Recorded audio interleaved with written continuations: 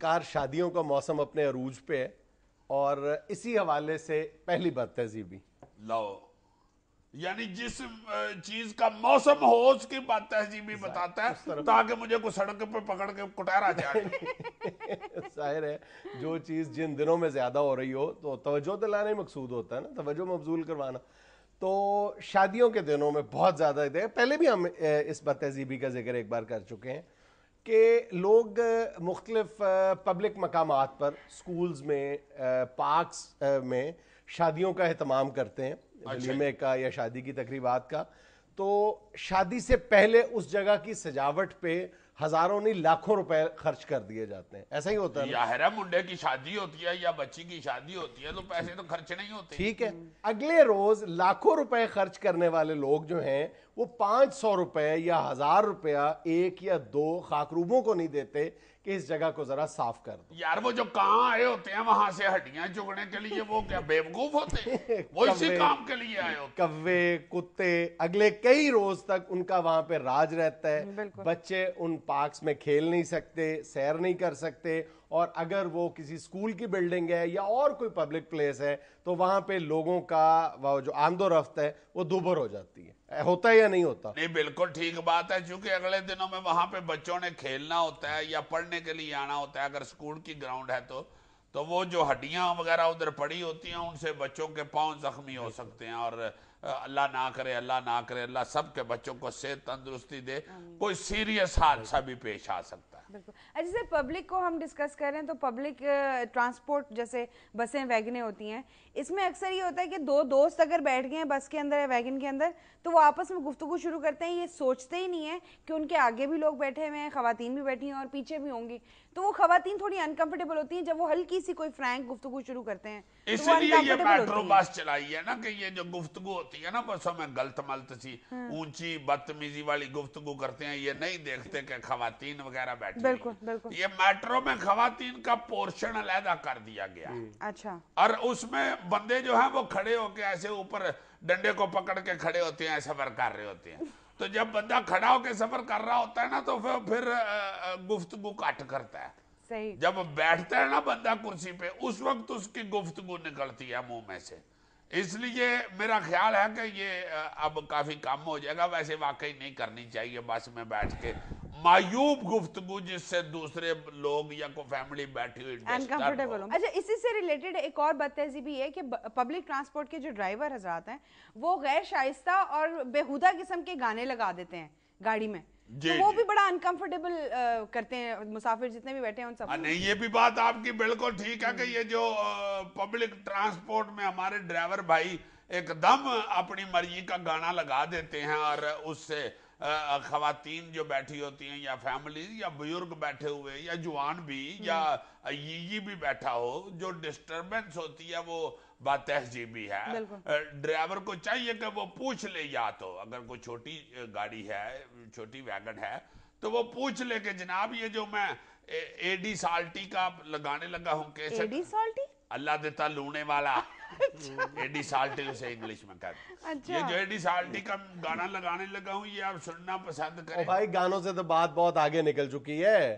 What about videos جو films دکھائی جاتی ہیں؟ جی بالکل یہ بات آپ کی ٹھیک ہے, ان سب چیزوں سے پرہیز کرنا چاہیے. اچھا اسی سے ریلیٹڈ ایک اور بات ہے, یہ بھی اس کا بھی چونکہ آج کل موسم ہے میں کرنا چاہ رہا ہوں کہ یہ جو بارشیں ہوتی ہیں اور سڑکوں پہ چکڑ کھڑا ہو جاتا ہے اور بسوں والے جو ہیں بڑی سواریوں والے یا کوئی موٹر سائیکل حضرات بھی وہ بہت تیزی سے پانی میں سے اپنی سواری نکالتے ہیں اور اس کی چھٹیں اڑ کے تو پیدل چلنے والوں کی چٹی شلوار پہ پڑ جاتی ہیں اور ان کی کمیز پھینک جاتی ہے, تو وہ بیچارے دفتر جانے کی بجائے واپس ان کو گھر جانا پڑتا ہے. یہ بہت زیادہ بڑی بات ہے, یہ بھی ہے, یہ خیال کرنا چاہیے. اچھا عزیز صاحب اسی سے ریلیٹڈ ایک بات تہذیبی یہ ہے, یہ تم نے دیکھا کہ ہم ہر بات یہ بھی اسی سے ریلیٹڈ کر رہے ہیں, یعنی بات یہ بھی ایک کوئی ہو رہی ہے صبح کی. جی نہیں وہ بات تہذیبی یہ ہے کہ ہم جب سردیوں کا سیزن ہے تو وہ کنو بیٹھ کے اوپر چھت پہ جا کے کھاتے ہیں تو بڑا مزہ آتا ہے. بارشوں کا موسم سردی میں خاص طور پہ تو اکثر یہ ہوتا ہے کہ ہم چھت پہ چلے جاتے ہیں دھوپ میں, کنو اور ڈرائی فروٹ لے جا کر وہاں پہ کھاتے ہیں, لیکن اس چیز کا خیال نہیں کرتے کہ جس وقت ہم اس کو کھا کے نیچے واپس آ گئے تو چھلکے ہم نے ادھر ہی پھینک دیے ہیں. हाँ। वो होता ये है कि जब बारिश होती है तो वो जो छिलके हैं वो सारे नालों को ब्लॉक कर देते हैं, तो पानी बजाय बाहर निकलने के वो वहीं पे स्टोर होना शुरू होता है और छतें जो है टपकना शुरू कर देते हैं। इसी से रिलेटेड एक बात है जी बीमा यार, हम सोना रिलेटेड हो रही है तो मैं क्या करूं। अजीजी साहब, इसी से रिलेटेड एक बात है, ये भी मैं करना चाहता हूं कि आपका जो परनाला है पहले तो ये भी ख्याल करना चाहिए कि इस जगह पे तो नहीं है कि अगर उसमें से पानी नीचे गिर रहा है तो गली में से गुजरते हुए बंदे के ऊपर पानी पड़ जाए, वो जा ही ना सके। दूसरा, अगर ऐसा नहीं है तो जब आप परनाला खोल रहे हैं, जो आपने फरमाया का परनाला बंद हो जाता है, परनाला खोलते वक्त भी ख्याल रखना चाहिए कि नीचे से कोई बंदा तो नहीं गुजर रहा। कहीं आप ऐसे परनाला खोले तो वो तो नीचे वो बंदा फिटे मुंह तो आड़ा भाई। अच्छा जी साहब, ये तो मेरी की हुई बदतहजीबी जो आपने कर दी है। नहीं, आपने परनाला बंद होने तक की थी, मैंने आगे से पकड़ा है कि खुलने के बाद क्या मंजर होता है। जी, इसी से रिलेटेड मैं आपको एक और बात है ये भी सुना दूं कि शौहर हजरात जो होते हैं, खामन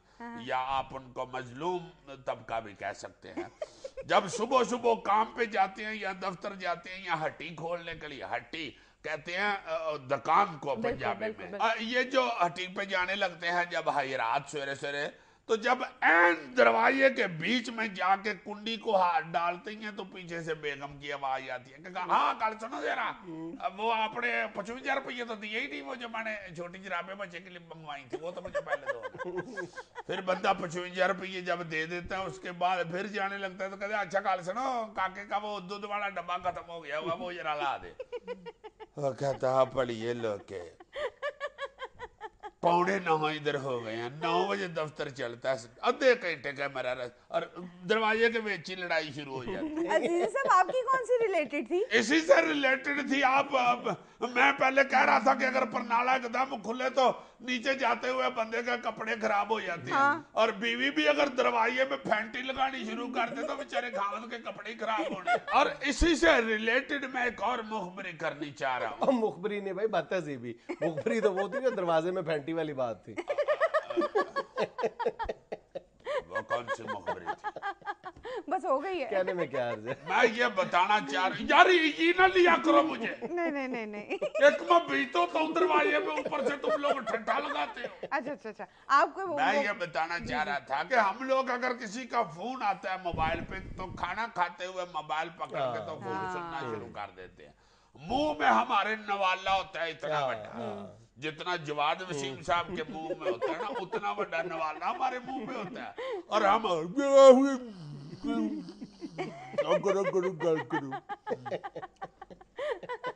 वो अगला बेचारा चीख रहा होता है कि हेलो क्या कह रहे हो, क्या अजीब हालत होती है। ये बात है ये भी है। आप अगर खाना खा रहे हैं तो अव्वल तो खाना खाते हुए डिस्टरबेंस इस तरह की नहीं होनी चाहिए।